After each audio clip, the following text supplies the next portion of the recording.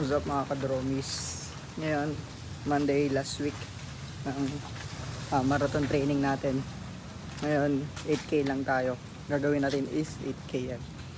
And masyadong malakas ngayon ng ulan. Pabigla-bigla. 7:43 AM.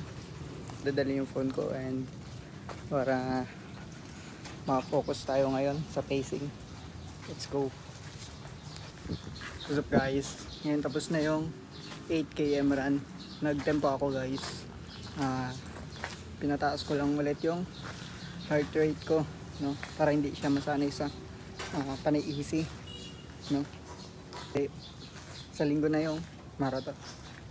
Ito yung naging result. 8km average pace for 36 minutes. Yan. Tingnan natin kung maganda yung magiging resulta. What's up guys? Ngayong hapon, easy 6K incline. Ito na naman ang ulan. Hindi ko na naman madala tong phone kasi malakas ang ulan, pabigla-bigla. And papakita ko na lang sa inyo yung magiging result.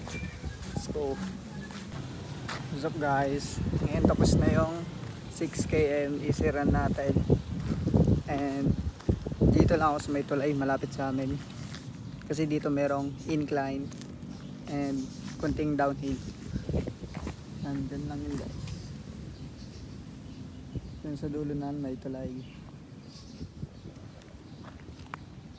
6km average pace 5:49, 35 minutes.